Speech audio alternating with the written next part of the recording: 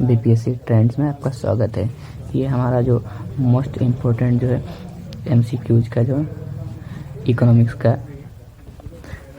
1000 question का जो है पार्ट 4 है। ठीक है, तो हम लोगों ने 3 पार्ट में 300 क्वेश्चन को डिस्कस किया था। तो अब देखिए ये जो है हम लोग और इसमें 100 क्वेश्चन को डिस्कस करेंगे। देखिए ये क्या है ना कि बीपीएससी 69th में इकोनॉमिक्स का जो है 16 या 15 क्वेश्चन पूछा गया था। तो अब क्या है कि ये क्वेश्चन जो है कि कुछ खास टॉपिक से ही पूछा गया था। तो देखिए तो इसमें क्या है कि 10 to 11 क्वेश्चन जो है कि वो कुछ चैप्टर जैसे मुद्रा, कृषि, बैंकिंग या फिर राष्ट्रीय आय, ये सभी से पूछा गया था। तो इसके कॉन्सेप्ट क्लियर करने के लिए मैंने विजन आईएएस का क्लास नोट जो है, ठीक है, विजन आईएएस का क्लास नोट्स का 4 से 5 पार्ट में डिस्कस किया हुआ है। इसको देख के आप कॉन्सेप्ट क्लियर कर सकते हैं। और देखिए प्री निकालने के लिए जो आपका 70वीं प्री है उसको निकालने के लिए जो है ये जो है 5000 जो मोस्ट इम्पोर्टेंट जो है क्वेश्चन का, ठीक है, जो कि रिसेंट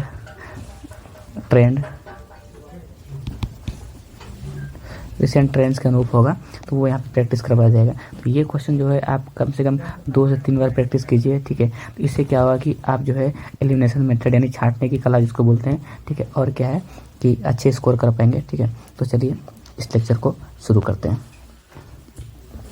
देखिए ये क्या है कि national academy of agriculture management research and management कहाँ स्थित है, तो हैदराबाद में। ठीक है, तो national academy of agriculture research and management जो है हैदराबाद में स्थित है। ठीक है, इसका किसान क्रेडिट कार्ड योजना के बारे में निम्नलिखित में से कौन कौन सा सही है। देखिए तो ये है, ठीक है, ये तो क्या है कि फार्म परिसंपत्तियों के रखरखाव हेतु कार्यशील पूंजियों के लिए, ठीक है, और दूसरा क्या है कि फार्म परिवारों के उपभोग की आवश्यकता के लिए, ठीक है, तीसरा क्या है फसल कटाई के बाद खर्चे के लिए। 3 चीज़ों के लिए जो है क्या है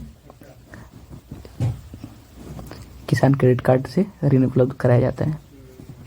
ठीक है,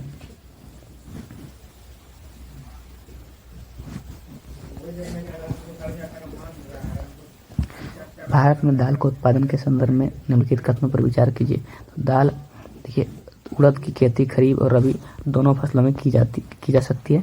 ठीक है, तो ये जो है ये सही है। ठीक है, दूसरा क्या है कि कुछ दाल उत्पादन का लगभग आधा भाग केवल मूंग होता है, गलत है ये। ठीक है, पिछले 3 दशकों में जहां खरीफ दालों के उत्पादन बढ़ा है वही रबी दालों का उत्पादन घटा है, ये भी गलत। इसका आंसर क्या होगा, केवल 1 होगा। ठीक है, नेक्स्ट क्वेश्चन क्या है, देखिए भारत में निम्नलिखित में से किन्हें कृषि का में सार्वजनिक निवेश माना जा सकता है। तो कृषि में सार्वजनिक निवेश जो क्या है प्राथमिक कृषि साख संपत्तियों का समितियों का कंप्यूटरीकरण, पैक्स जो होता है, ठीक है, PACS, ठीक है, पैक्स का जो है कंप्यूटरीकरण।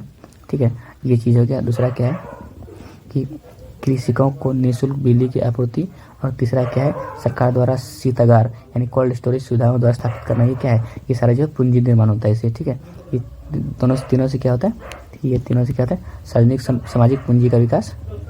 ठीक है, और जो है सरकार द्वारा शीतगार यानी कोल्ड स्टोरेज की सुविधा।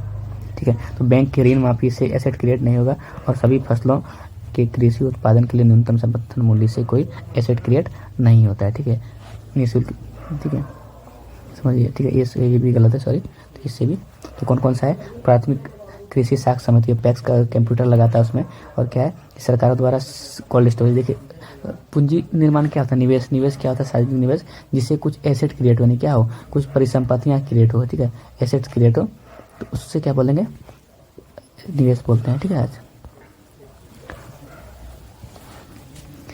देखिए इसमें कथन पर विचार कीजिए। सभी अनाजों दालों तिलहनों का न्यूनतम समर्थन मूल्य पर खरीद भारत के किसी भी राज्य केंद्र शासित प्रदेश में असीमित होता है, नहीं। ठीक है, ये ऐसा नहीं है। ठीक है, गलत है। दूसरा अनाजों और दालों का MSP किसी भी राज्य केंद्र शासित प्रदेश में उस स्तर पर निर्धारित किया जाता है जिस स्तर पर बाजार मूल्य कभी नहीं पहुंच पाती, ये भी गलत है। तो ये बाजार के मूल्य के आधार पर ही निर्धारित किया जाता है। ठीक है,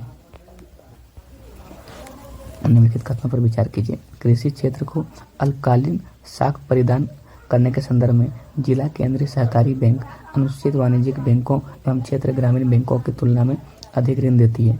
ठीक है, तो ये गलत है, ठीक है। दूसरा क्या है कि DCCB, ठीक है, DCCBC, ठीक है, का एक सबसे प्रमुख कार्य प्राथमिक कृषि साख समितियों को निधि उपलब्ध कराना है। तो इसका क्या है कि जिला केंद्रीय सहकारी बैंक जो है कृषि को जो है ऋण उपलब्ध कराता है, ठीक है, इन चीज़ें। और ये जो है देखिए, ये छोटा डिस्ट्रिक्ट बैंक क्या होते हैं, डिस्ट्रिक्ट बैंक बिल्कुल छोटा बैंक होगा, तो ये क्षेत्रीय ग्रामीण बैंकों की तुलना में और वाणिज्यिक बैंकों की तुलना में कैसे अधिक ऋण उपलब्ध कराएगा, बिल्कुल कथन गलत है पहला, ठीक है। तो दूसरा कथन केवल सही है, ठीक है।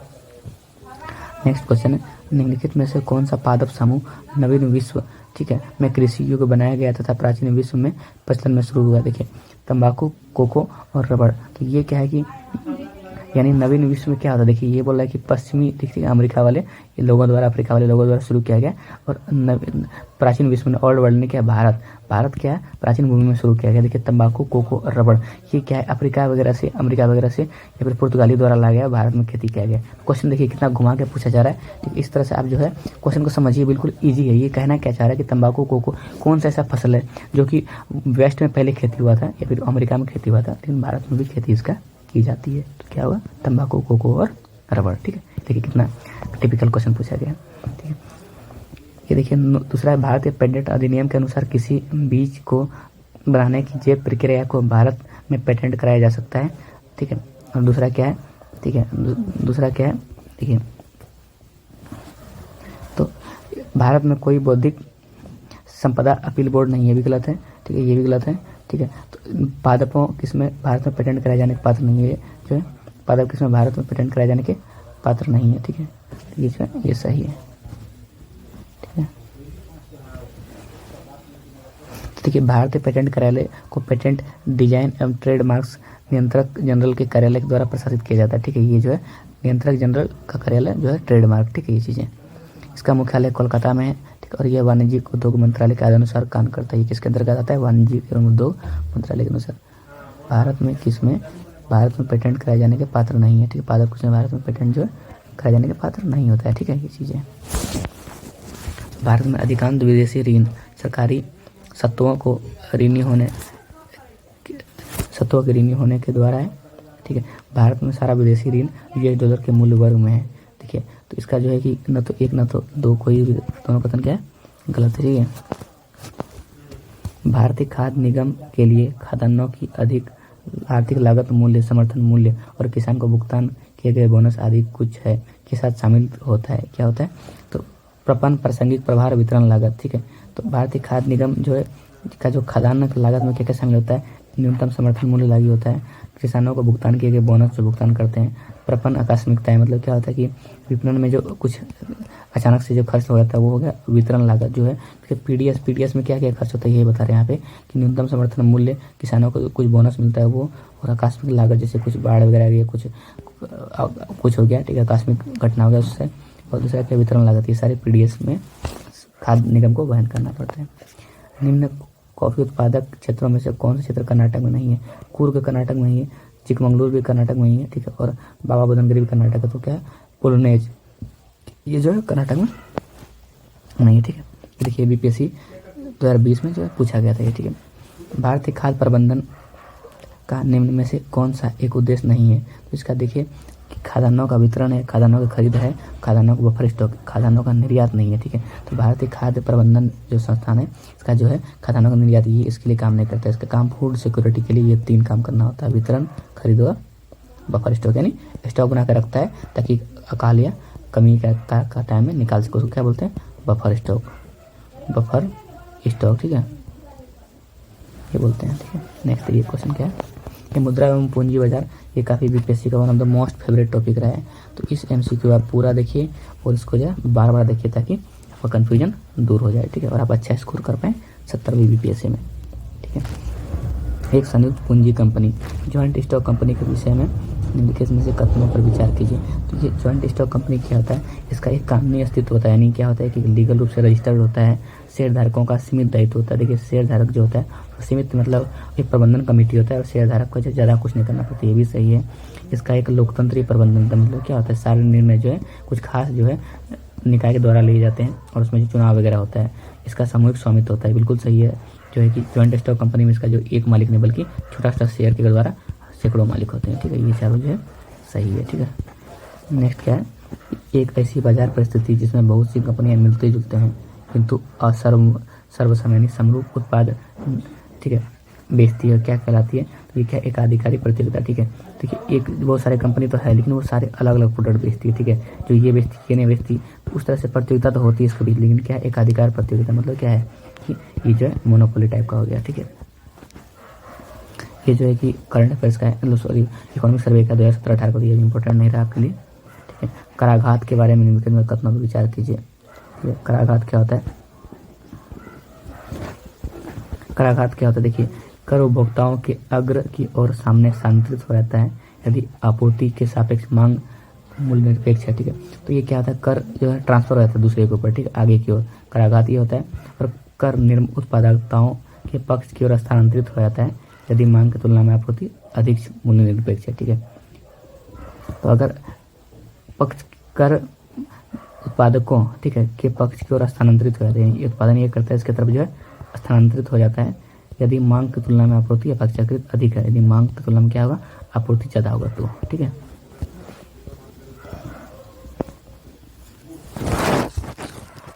देखिए आसमान सीमांत उपयोगिता के सिद्धांत के अनुसार जैसे ही किसी वस्तु का उपभोग की मात्रा बढ़ती है वैसे उस वस्तु की सीमांत उपयोगिता क्या होती है, कम होने लगती है। तो आसमान सिद्धांत का क्या नियम है कि जैसे जैसे किसी वस्तु का जो है उपभोग की मात्रा बढ़ती है उस वस्तु का सीमांत उपयोगिता क्या होती है, कम होने लगती है। ठीक है, निम्नलिखित में कौन सा क्षेत्र जो है प्रत्यक्ष विदेशी निवेश 2016 का जो है, ये भी ठीक है, आपको जरूरत नहीं है। ठीक है, तो उस समय का करंट अफेयर्स का था। उसका मुद्रा अवमूल्यन अधिक हितकारी हुआ। देखिए मुद्रा अवमूल्यन के बारे में हमको पढ़ाया गया था कि अधिक हितकारी होगा कि घरेलू सामान का मूल्य स्थिर रहे। ठीक है, इससे क्या होगा, काफी हितकारी होगा। ठीक है,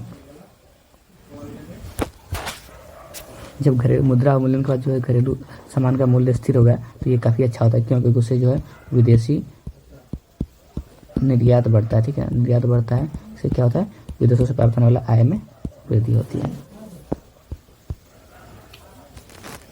यदि एक अर्थव्यवस्था स्फीतिकारी दबाव के अंतर्गत है तो निम्नलिखित में से कौन सा प्रभाव होंगे, स्फीतिकारी जो मुद्रा स्फीति का दबाव से अगर प्रभावित होगा तो उसमें क्या होगा कि घरेलू मुद्रा का अवमूल्यन होगा, और तीसरा क्या होगा, उधार देने की लागत जो है घट जाएगी, नहीं बहुत ज़्यादा उधार मिलेगा। ठीक है, तो ये दोनों चीज़ें हैं। ठीक है, और बाकी क्या नहीं होगा, बॉन्डधारक लाभान्वित नहीं होगा, उनको घाटा होगा। ठीक है, क्योंकि मुद्रा का मूल्य क्या होगा, गिर गया, उससे जो बाद में पैसा मिलेगा उससे वो कम चीज़ें खरीद पाएंगे। ये क्या होगा, ठीक है। नेक्स्ट, आयात महंगा होने के साथ निर्यात कम प्रतियोगी, तो आयात महंगा, आयात क्या होगा, सस्ता होगा, और निर्यात जो है महंगा होगा। ठीक है, चीज़ें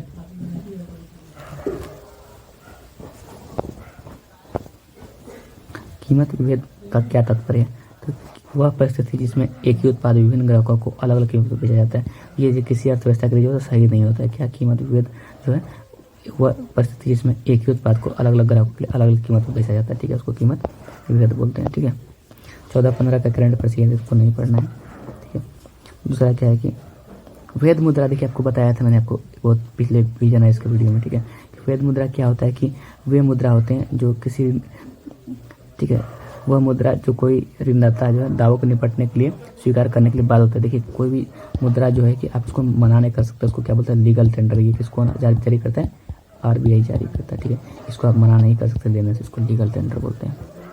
ठीक है, उच्च दबाव, ठीक है, क्या है कि उच्च बचत वाली अर्थव्यवस्था होते हुए भी किस कारण पूंजी निर्माण महत्वपूर्ण उत्पादन विधि से परिणामित नहीं हो पाता है, तो यह उच्च पूंजी उत्पादन अनुपात के कारण जो है उच्च बचत वाली अर्थव्यवस्था होते हुए भी निर्माण में जो है महत्वपूर्ण परिणाम नहीं निकल पा रहा। देखिए कि ये क्या होता है कि जब उच्च बचत वाली अर्थव्यवस्था तो है, बचत उच्च कर रहा है, लेकिन पूंजी उत्पादन का अनुपात देखिए इसमें ज़्यादा पूंजी चाहिए होगा उत्पादन के लिए, इस वजह से क्या है कि ज़्यादा बेनिफिट लाभ क्या नहीं हो पाता इनको। ठीक है,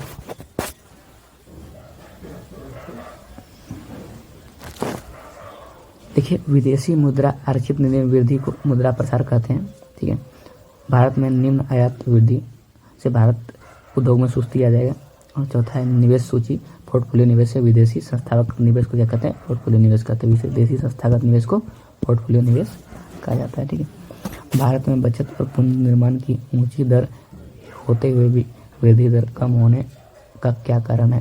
देखिए बचत और पूंजी निर्माण दर ऊंची होते हुए भी वृद्धि दर कम होने का क्या कारण है, क्योंकि उच्च पूंजी उत्पादन अनुपात, यही पिछले क्वेश्चन में सेम बताया था कि भारत में बचत तो करते हैं लोग काफ़ी ज़्यादा, लेकिन क्या है कि यहाँ पे जो छोटे छोटे उत्पादन के लिए जो है अगर आपको 100 रुपीज़ का इनकम करनी है तो आपके लिए उसको क्या होगा 1000 रुपीज़ या फिर 2000 रुपीज़ इन्वेस्टमेंट करना होगा। बाकी अन्य देशों में क्या है 100 रुपीज़ का आपको चाहे अगर प्रॉफिट कमाना है तो 200 रुपया, 300 रुपया या 400 रुपया भी इन्वेस्टमेंट कर सकते हैं। तो इसी वजह से क्या है भारत में बचत उच्च तो है, लेकिन क्या है पूंजी उत्पादन अनुपात जो है काफ़ी ऊंचा है। ठीक है, भारतीय रुपये की पूंजीगत लेखा परिवर्तनीयता का क्या तात्पर्य है कि वित्तीय परिसंपत्तियों का व्यापार प्रयोजन भारत रुपये के किसी प्रमुख मुद्रा में विनिमय किया जा सकता है। देखिए, रुपये की पूर्ण परिवर्तन का मतलब क्या होता है कि किसी वित्तीय परिसंपत्तियों का व्यापार प्रयोजन से किसी मुद्रा को विनिमय किया जा सकता है। ठीक है, नीचे दो वक्तव्य में एक कथन को दूसरे कथन से तुलना कीजिए। देखिए, मुद्रा का अवमूल्यन निर्यात को बढ़ावा दे सकता है। ठीक है, तो ये एकदम सही है। अवमूल्यन से अंतर्राष्ट्रीय बाजार में घरेलू उत्पादों का मूल्य गिर सकता है, ये भी सही है। तो ए और आर दोनों सही है। ठीक है, लेकिन और ए और आर दोनों का व्याख्या भी करता है। ठीक है, देखिए सुधार क्या होता है। ठीक है, देखिए क्या है तेजी, तो वृद्धि आय स्तर पर जो है बढ़ती हुई आय उत्पादन रोजगार के साथ साथ उच्च स्तर का व्यवसायिक क्रियाकलाप, इसको तेजी बोलते हैं। सुस्ती क्या होता है धीमी गति से व्यवसायिक कार्यकलाप के साथ आय उत्पादन रोजगार में गिरावट होता है। मंदी क्या होता है अल्प रोजगार एवं बेरोजगार जब दोनों आता है तो आय उत्पादन में गिरावट होता है। ठीक है, और सुधार क्या होता है मूल्य आय उत्पादन रोजगार के सामान्य स्तर में लगातार वृद्धि, इसको क्या बोल सकते हैं सुधार की स्थिति में। ठीक है, ठीक है, निम्नलिखित में से कौन सा अप्रत्यक्ष कर है। मैंने आपको विजन आईएएस के वीडियो में जो ये सारे टैक्स अप्रत्यक्ष और प्रत्यक्ष कर के बारे में बताया था, तो अप्रत्यक्ष कर प्रत्यक्ष कर कॉन्सेप्ट को आप विजन आईएएस के वो वीडियो से देख सकते हैं। ठीक है, इसमें देखिए कौन कौन सा प्रत्यक्ष कर है, तो ये है नंबर 2 नंबर और 3 नंबर सीमा शुल्क और संपत्ति कर जो क्या है ये जो है अप्रत्यक्ष कर है। ठीक है, सीमा शुल्क और संपत्ति कर क्या है अप्रत्यक्ष कर है। बाकी क्या है जो प्रत्यक्ष कर कौन कौन सा है, सॉरी सीमा शुल्क जो है और उत्पाद शुल्क ये दोनों है इनडायरेक्ट टैक्स है। ठीक है, और जो है कंपनी कर कॉर्पोरेट टैक्स। ठीक है, और जो है ये संपत्ति कर जो है क्या है प्रत्यक्ष कर है।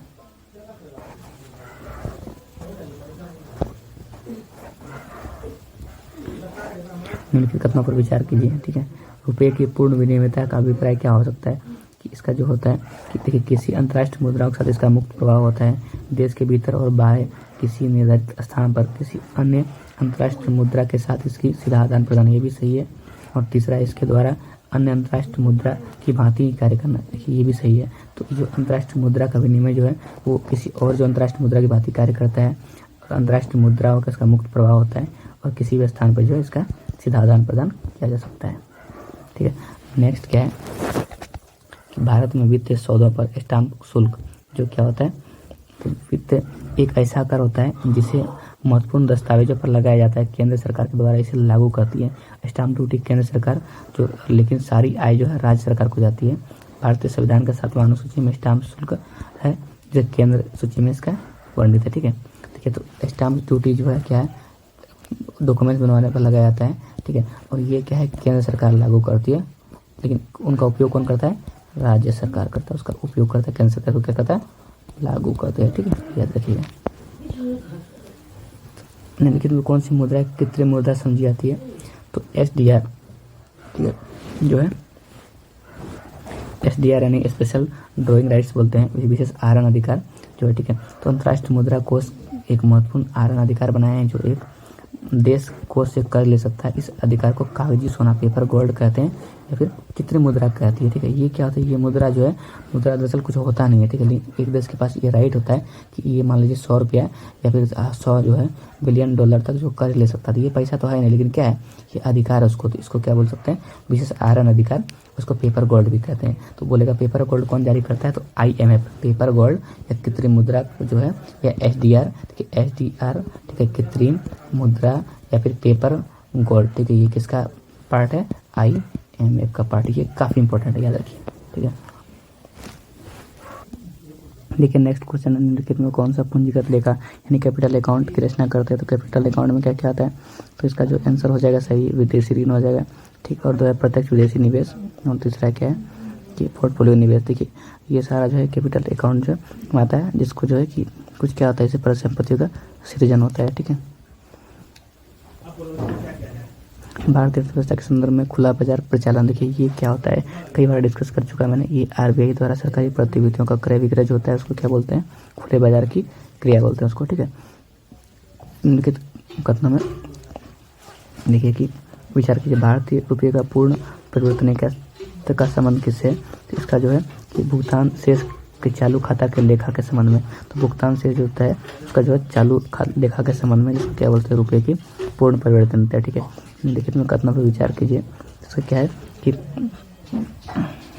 तो इनमें से कौन सा प्रत्यक्ष कर है? तो फ्रिंज बेनिफिट जो होता है, क्या मतलब क्या है, किसी भी कैपिटल फॉर्मेशन से जो लाभ होता है उसको फ्रिंज बेनिफिट बोलते हैं, ठीक है। तो उससे क्या होता है कि अनुषंगी लाभ पर कर हो गया, ठीक है। दूसरा है कि प्रतिभूतियों का लेन देन, सिक्योरिटी पे जो ट्रांजैक्शन जो होता है, ठीक है, ये सब सारा जो क्या आता है। और दूसरा है कि ब्याज का, ठीक है। ब्याज पे देखिए 10,000 से ऊपर अगर आप ब्याज अर्न करते हैं, ठीक है, उससे क्या होगा, आपको टैक्स देना पड़ेगा। ये सारा क्या है? प्रत्यक्ष कर है, ठीक है। और आप कैपिटल एसेट्स गेन करते हैं, मान लीजिए कि आपको ना कुछ खरीदा, उसका प्राइस बढ़ गया, तो ये फिर शेयर प्रतिभूति का लेन देन से इसको क्या, ये सारे टैक्स जो देते हैं आप, क्या होगा, ये प्रत्यक्ष कर का हिस्सा होगा, ठीक है। निम्नलिखित में से देखिए कार्रवाइयों पर विचार कीजिए, सरकार द्वारा किए जा सकते हैं। सरकार द्वारा घरेलू मुद्राओं का अवमूल्यन किया जा सकता है, ये बिल्कुल सही है। सर निर्यात को मिलने वाली आर्थिक सहायता में कटौती, ठीक है, तो ये जो है ये भी कर सकता है, निर्यात के द्वारा आर्थिक सहायता में कटौती। और उन उपयुक्त नीतियों को लागू करना जिससे देश में अधिक एफडीआई आए और एफआईआई जो है कि नीतियाँ। देखिए निम्नलिखित में कौन सी क्रिया चालू खाते के घाटे को में सहायक सिद्ध हो सकती है? तो घरेलू मुद्रा का अवमूल्यन कर देगा, निर्यात को मिलने वाली आर्थिक सहायता में जो कटौती होगा, इससे क्या होगा जो है कि चालू खाते के घाटा को कम किया जा सकता है, ठीक है। ठीक है, मुद्रास्फीति दबाव में होने वाली तीव्र वृद्धि का आरोप पे कभी कभी आधार प्रभाव पर लगाया जाता है। यह आधार प्रभाव क्या है? तो ये देखिए, यह एक विगत वर्ष की कीमतों का स्फीति दर की पर गन्ना पर आया प्रभाव है। तो आधार प्रभाव बेस इफेक्ट क्या होता है कि फिर देखिए बेस इफेक्ट क्या होता है, मान लीजिए अभी जो आधार वर्ष 2011 से 12 है, ठीक है, ये जो गन्ना कर सकते हैं कोई भी इकोनॉमिक्स में, ठीक है, टर्म। तो ये आधार वर्ष क्या होता है? विगत वर्षों की कीमत का स्फीति दर की गणना पर आया प्रभाव को आधार दर कहते हैं, ठीक है। आर्थिक विकास सामान्यतः युग्मित होता है। देखिए ये क्वेश्चन जो है ये जो है कि हाई कोर्ट का जो है कि पटना हाई कोर्ट का पूछा गया था कि आर्थिक विकास सामान्यतः युग्मित होता है स्फीति के साथ। जो आर्थिक विकास जो होता है स्फीति के साथ आता है, ठीक है। ये पीएससी का जो पेपर हुआ था उसमें पूछा गया था, ठीक है। ये समझिए अभी असिस्टेंट वाला में। निम्नलिखित में से किस एक का अपने प्रभाव में सर्वाधिक स्फीतिकारी होने की संभावना है? तो ये क्या है कि बजट घाटे को वित्तीय के लिए नई मुद्रा का सृजन। देखिए बजट घाटे के वित्तीय के लिए नई मुद्रा का सृजन जो है वो स्फीतिकारी से क्या होगा? मुद्रास्फीति आ जाएगा, ठीक है। चीजें निम्नलिखित में से किसको किनके द्वारा भारत सरकार की पूंजी बजट में शामिल किया जाता है? तो देखिए इसमें क्या है कि सड़कों, इमारतों, मशीनरी से क्या होगा, कुछ ये पूंजी और जो है राजस्व आय व्यय सारा जो विजन है इसका वीडियो आपको जो मैंने डिस्कस किया था इसमें मिल जाएगा। वो काफ़ी सटीक वीडियो है, इसमें 5 से 6 घंटे कैसे भी कम का होगा, लेकिन आपको काफ़ी कुछ समझ में आ जाएगा, ठीक है। मैंने केवल वही काफ़ी इंपॉर्टेंट चीज़ों को डिस्कस किया था, ठीक है। तो जाइए प्ले लिस्ट को देख सकते हैं वहाँ पर, ठीक है। दूसरा क्या है कि विदेशों से सरकार से प्राप्त ऋण, ये भी पूंजीगत खाते में जाता है। दूसरा है राज्य संघ क्षेत्र में अनुदान व अग्रिम, ठीक है। अनुदान व अग्रिम जो आता है, अनुदान तो ऋण और अग्रिम जो है एडवांस जो लेते हैं, लेकिन ठीक है वो हो गया। ये सारा किस में आता है? जो है पूंजी खाते में आता है। वही अगर कुछ सब्सिडी हुआ, ठीक है, या फिर कुछ अनुदान, ये सब उसमें नहीं आता है, लेकिन ये क्या है? ऋण और अग्रिम है, तो ये इसको वापस करना पड़ता है, ठीक है। इससे क्या होगा कि वो पूंजीगत खाते में आता है। तो निम्नलिखित कथनों पर विचार कीजिए, ठीक है। देखिए इनमें से कौन सा आंतरिक ऋण के घटक है? तो बाजार ऋणदान, ट्रेजरी बिल और भारतीय रिजर्व बैंक द्वारा निर्मित विशेष प्रतिभूतियां। नंबर क्या है कि निम्नलिखित कथनों पर विचार कीजिए, इसमें कौन सा आंतरिक ऋण का घटक है? तो आंतरिक ऋण का घटक जो बाजार ऋण है, ट्रेजरी बिल है और भारतीय रिजर्व बैंक द्वारा निर्मित विशेष प्रतिभूतियां, ये तीनों क्या है? आंतरिक ऋण का घटक है। देखिए किसी कंपनी के डिबेंचर धारक उसके क्या होते हैं? लेनदार होते हैं। देखिए किसी डिबेंचर क्या होता है? एक प्रकार का जो शेयर होता है, ठीक है, एक प्रकार का जो है प्रतिभूति होता है जो कंपनी जो बेचती है, और जिसके पास बेचती है उस कंपनी का वो क्या बन जाता है? लेनदार बन जाता है, ठीक है। निम्नलिखित में से कथनों पर विचार कीजिए। देखिए सेंसेक्स देखिए कौन कौन सा कथन इसमें सही है। सेंसेक्स का परिकलन के लिए सभी सेंसेक्स स्टॉकों को अनुपातिक भारिता दी जाती है, बिल्कुल सही है। और नेक्स्ट क्या है, बस ये दोनों गलत है, ठीक है। अब देखिए कैसे गलत है कि बम्बे शेयर बाजार जो है का सूचकांक क्या है, सेंसेक्स जो है कहते हैं, ठीक है। बम्बे शेयर बाजार के सूचकांक को सेंसेक्स कहते हैं, ठीक है। जितनी प्रतिभूतियाँ होती है उसके महत्व के अनुसार मानभार दिया जाता है, ठीक है। और इस प्रतिभूति की कीमत में उतार चढ़ाव होता है, जिसे सेंसेक्स में बदलाव आता रहता है। और एम्स्टर्डम स्टॉक एक्सचेंज जो है विश्व के सबसे पुराना स्टॉक एक्सचेंज है। तो कौन सा, न्यूयॉर्क नहीं है, कौन सा, एम्स्टर्डम है, ठीक है। और इसकी स्थापना जो है 1672 में हुई थी। वित्त निवेश जो है के विशिष्ट व्यवहार में मंदाड़िया बियर शब्द क्या धातु है। देखिए मंदाड़िया बियर जो बोलते हैं उसको क्या बोलते हैं, एक निवेशक का जो यह महसूस करता है कि अमुक प्रतिभूति की शेयर जो है प्राइस गिरने वाली, उसको क्या बोलते हैं, बेरर या मंदाड़िया बोलते हैं, ठीक है। किसी देश का भुगतान संतुलन किसकी व्यवस्थित अभिलेख है, तो ये क्या है, किसी देश के अंदर सरकार और दूसरे देश के सरकार के बीच आर्थिक लेन देन को क्या कहते हैं, भुगतान संतुलन, इसको बैलेंस ऑफ पेमेंट बोलते हैं, ठीक है। निम्नलिखित में कथनों पर विचार कीजिए। देखिए क्या है कि मुद्रास्फीति से ऋणियों को लाभ पहुंचती है, ठीक है, ये एकदम सही है। इससे मुद्रास्फीति बॉन्ड धारकों को लाभ पहुंचती है, ये गलत है। तो क्या है कि केवल वन सही है, दूसरा गलत है, ठीक है। नेक्स्ट क्वेश्चन क्या है, देखिए कि विक्रय कर जिसका भुगतान आप कोई टूथपेस्ट खरीदते समय करते हैं, तो ये क्या होगा, राज्य सरकार द्वारा आरोपित होता है और संग्रहित कर होता है। विक्रय कर क्या होता है कि राज्य सरकार द्वारा आरोपित और संग्रहित होता है। जोखिम पूंजी से क्या तात्पर्य है कि नए उद्यमों को उपलब्ध कराई गई दीर्घकालिक प्रारंभिक पूंजी। देखिए जब कोई नया उद्यम यानी स्टार्टअप इस्टेब्लिश होता है तो उसमें जो शुरू में जो ज़्यादा लॉन्ग टर्म के लिए जो ऋण दिया जाता है उसको क्या बोलते हैं, जोखिम पूंजी बोलते हैं उसको, ठीक है। नेक्स्ट क्या है कि भारत में मुद्रास्फीति के संदर्भ में निम्नलिखित कथनों में से कौन सा सही है, तो इसका है घटा हुआ मुद्रा परिचालन को मुद्रास्फीति नियंत्रण में सहायता कर सकता है, ठीक है। घटता हुआ मुद्रा, देखिए मुद्रास्फीति होने से क्या करेंगे, जब मुद्रा के सर्कुलेशन को कम कर देंगे तो क्या होगा, मुद्रास्फीति के नियंत्रण में सहायक होता है, ये सही है। बाकी जो है सारे गलत है, ठीक है। देखिए भारत में मुद्रास्फीति का नियंत्रण केवल भारत सरकार का उत्तरदायित्व नहीं है, ये क्या है, भारत सरकार प्लस आरबीआई का भी दायित्व है। दूसरा कथन क्या है, मुद्रास्फीति का नियंत्रण में भारतीय रिजर्व बैंक की कोई भूमिका नहीं, गलत। वो CRR SLR तो और बैंक रेट से क्या करता है, वो मुद्रास्फीति में नियंत्रण करता है। बढ़ावा मुद्रा प्रचलन मुद्रास्फीति नियंत्रण में सहायता है, गलत बात। मुद्रास्फीति नियंत्रण करने के लिए मुद्रा प्रचलन क्या करना पड़ता है, घटाना पड़ता है। बढ़ावा मुद्रास्फीति गलत, ये नहीं होगा, ठीक है। नेक्स्ट क्वेश्चन है, भारत का बाजार नियामक सेबी प्रभु संपत्ति निधियों के लिए है जो किसी देश के सरकार द्वारा प्रत्यक्ष नियंत्रित निवेश का वाहक है। तो ये क्या है, निवेश मानकों में ढील देने के लिए अग्रसर है। देखिए सेबी क्या करता है, अपेक्षाकृत जो है अदेशी विदेशी निवेश को आकर्षित करने से भारत सरकार की इच्छा है, जो कि सेबी जो है का काम करता है, ठीक है। भारत में लेन देन के लिए स्वीकार्य न्यूनतम अंकित मूल्य 50 पैसे का सिक्का है, ठीक है। तो ये है, बिल्कुल ये सही है। दूसरा क्या है कि 50 पैसे से नीचे का सिक्का का भुगतान वैध मुद्रा नहीं है, बिल्कुल सही है। तो दोनों जो है सही है, ठीक है। 50 पैसे से नीचे का मुद्रा जो है वैलिड नहीं है, और 50 पैसे जो न्यूनतम मुद्रा है, ठीक है, जो उसमें ले सकता है कोई भी आदमी।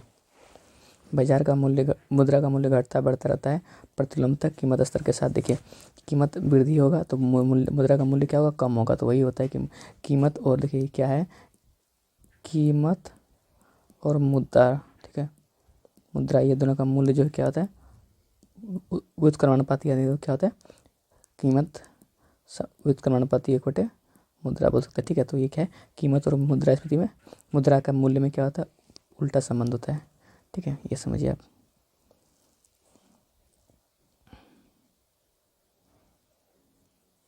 ये देखिए 2014 का है, एक अरविंद मायाराम समिति AM समिति जो है, ये क्या है, FDI है, फॉरेन पोर्टफोलियो निवेश जो है, इसके संबंध में था, बस इतना याद रखिए, ठीक है। बाकी उछाल मूल्य निर्धारण सर्च प्राइसिंग तब होती है जब सेवा प्रदाता क्या करता है, जब सेवा प्रदाता जो है आपूर्ति से अधिक मांग बढ़ जाने पर उसके उत्पाद या सेवा का मूल्य बढ़ा देता है। देखिए उछाल मूल्य निर्धारण नहीं, सर्च प्राइसिंग क्या होता है, सर्च प्राइसिंग जो होता है जब आपूर्ति से अधिक मांग हो जाता है तो उत्पाद या सेवा का मूल्य बढ़ाता है। जैसे देखिए कोई चीज़ का अगर कुछ मान लीजिए आलू प्याज का अगर कमी हो गया, ठीक है, उसमें क्या होता है कि दुकानदार देखता है कि कमी है, ज़्यादा ग्राहक है, तो उसका मूल्य बढ़ा दिए, तो उसको क्या बोलते हैं, सर्ज प्राइजिंग बोलते हैं, ठीक है, वो उछाल मूल्य। आभासी मुद्रा के लिए ढांचे की जांच करने हेतु भारत सरकार द्वारा हाल ही में गठित की गई अंतर अनुशासन समिति का अध्यक्ष निम्नलिखित में कौन सा है? विशेष सचिव आर्थिक कार्य विभाग। देखिए ठीक है, तो विशेष सचिव आर्थिक कार्य विभाग के निर्देशन में जो है आभासी मुद्राओं के ढांचे की जांच करने के लिए जो कमेटी गठित किया गया है।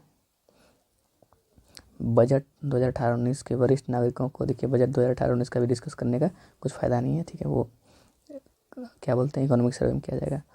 जब अर्थव्यवस्था में मुद्रास्फीति दबाव से गुजर रही हो तो निम्नलिखित में इसके क्या परिणाम होंगे? तो इसमें क्या क्या होगा? घरेलू मुद्रा का अवमूल्यन होगा और क्या होगा? निर्यात लागत जो है घटेगी, ठीक है। बॉन्ड धारकों को लाभदायक गलत है, निर्यात कम प्रतिस्पर्धी हो जाएगा तो आयात महंगा हो जाएगा, भी गलत है, ठीक है। भारत में विदेशी मुद्रा के भंडार के संदर्भ में निम्नलिखित में से किस घटकों को शामिल किया जाता है? देखिए अंतर्राष्ट्रीय मुद्रा कोष में आरक्षित स्थान और आरक्षित मुद्रा है, और दूसरा क्या है कि विदेशी आहरण अधिकार, ये दोनों जो है विदेशी मुद्रा भंडार में शामिल किया जाता है, ठीक है।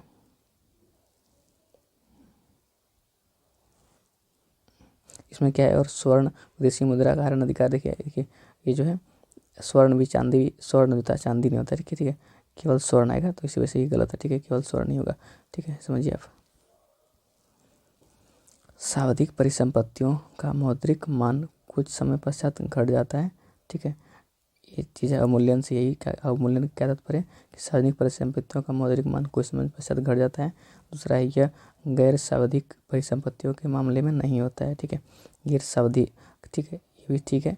तीसरा क्या है कि प्रयोग के कारण संयंत्र उपकरणों का मौद्रिक मूल्य में क्या होती है? कमी होती है। तो प्रयोग के कारण देखिए कुछ जो कोई भी अगर जो है कि उपकरण या इंस्ट्रूमेंट या संयंत्र जो होता है प्लांट इम्प्लांट्स वगैरह में जो है यूज के कारण जो होता है इसका जो है अवमूल्यन होता है, तो ये अलग प्रकार का अवमूल्यन होगा, ठीक है, इसी क्या प्राइस में कमी आती है मशीनों का, ठीक है। विदेशी मुद्रा के तुलना में घरेलू मुद्रा के मान में कमी आती है, ये भी सही है, अवमूल्यन का तात्पर्य सारा है जो कथन है ये जो है सही है, ठीक है। प्रत्यक्ष विदेशी निवेश 2017-16-17 का नहीं पढ़ना है आपको, ठीक है।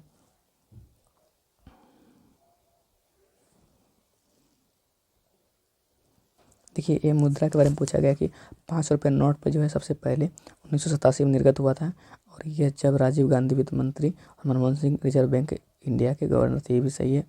निगमित होने वाले नोटों का निर्गमन का वर्ष 2005 से छपना शुरू हुआ, ठीक है। तो देखिए जब देखिए नोटों पर निर्गमन जो कब निकला है, 2005 का नोट या 6 का है, ये जो है कब से चालू हुआ है छपना? ये जो है 2005 से चालू हुआ है, ठीक है, ये दोनों सही है, बाकी ये जो है गलत है, ठीक है। स्वतंत्रता के तुरंत बाद ये चित्र गांधी जी के नहीं आया था, 1969 के आसपास आया था, ठीक है, गांधी का चित्र नोट पे। विदेशी प्रत्यक्ष निवेश से होने वाले लाभों का संबंध निम्नलिखित कथनों पर विचार कीजिए। तो इसका क्या होगा कि किसी देश में आधुनिक प्रौद्योगिकी का आगमन होता है जिससे वर्तमान पूंजी, ठीक है, के अनुपात में कमी आती है और उत्पादकता बढ़ती है। तो देखिए टेक्नोलॉजी आता है और पूंजी में बढ़ने से क्या होता है? उत्पादकता में वृद्धि होती है, इससे पूंजी अधिशेष की मात्रा बढ़ती है, जिससे विदेशी मुद्रा भंडार में वृद्धि होती है, भी सही है। इससे क्या होता है कि विदेशी पूंजी अधिशेष बढ़ती है, विदेशी मुद्रा भंडार में वृद्धि होती है। SLR तो बैंक रेट से क्या करता है? वो मुद्रास्फीति में नियंत्रण करता है। बढ़ावा मुद्रा प्रचलन मुद्रास्फीति नियंत्रण में सहायता है, गलत बात। मुद्रास्फीति नियंत्रण करने के लिए मुद्रा प्रचलन क्या करना पड़ता है? अवमूल्यन घटाना पड़ता है। बढ़ावा मुद्रास्फीति गलत, ये नहीं होगा। संदर्भ में निम्नलिखित कथनों पर विचार कीजिए। भारत का बाजार नियमन के कारण सेवाओं संपत्ति निधियों के लिए है अधिक, किसी देश के सेवाओं का आयात कम होता है, निवेश का वाहक है। सही कथन है। क्या है? दूसरा क्या है कि अवमूल्यन का निवेश मानकों में करने के लिए अग्रसर है, अनुकूल असर पड़ता है, जो चालू खाता घाटा विदेशी निवेश को आकर्षित करने खाता भी घट जाता है, ठीक है, ये भी सही है। जो कि अवमूल्यन के कारण FDI की राशि भी बढ़ जाती है और भारत में निवेश भी बढ़ जाता है। देखिए ये क्या है? अवमूल्यन के कारण क्या होगा? सेवा का निर्यात जो अधिक होगा, ठीक है, तो ये है चीजें बिल्कुल सही है। दूसरा क्या है? जो अदृश्य खाते पर भी अनुकूल असर पड़ता है, वैध मुद्रा नहीं खाते पर भी अनुकूल असर पड़ता है, चालू खाता भी घट जाता है, 50 पैसे से नीचे का मुद्रा जो FDI की राशि जो है न्यूनतम मुद्रा है, पोर्टफोलियो निवेश ले सकते हैं, कोई भी आदमी बढ़ जाता है, ठीक है। बाजार का मूल्य मुद्रा का मूल्य घटता बढ़ता रहता है प्रतिनिधि कीमत स्तर के साथ। देखिए के संदर्भ में होगा तो मुद्रा का मूल्य क्या होगा? कम होगा, तो वही होता है कि क्या सही है कीमत। और ये क्या है? नवीन उद्यम को प्रोत्साहित करने के लिए पूंजी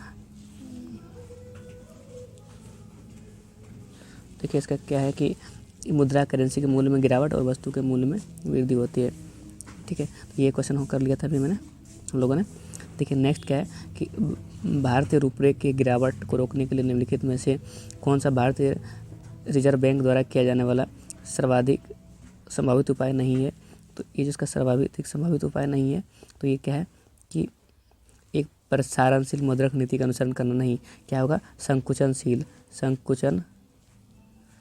मौद्रिक नीति का अनुसरण करता है। ठीक है, देखिए, और क्या है? गैर जरूरी वस्तुओं का आयात पर नियंत्रण और निर्यात को प्रोत्साहन ये कर सकते हैं मुद्रास्फीति को नियंत्रित करने के लिए। भारतीय उधारकर्ताओं को रुपये मूल्य वर्गों का मसाला बॉन्ड जारी करने के लिए प्रोत्साहित करना, ये भी सही है।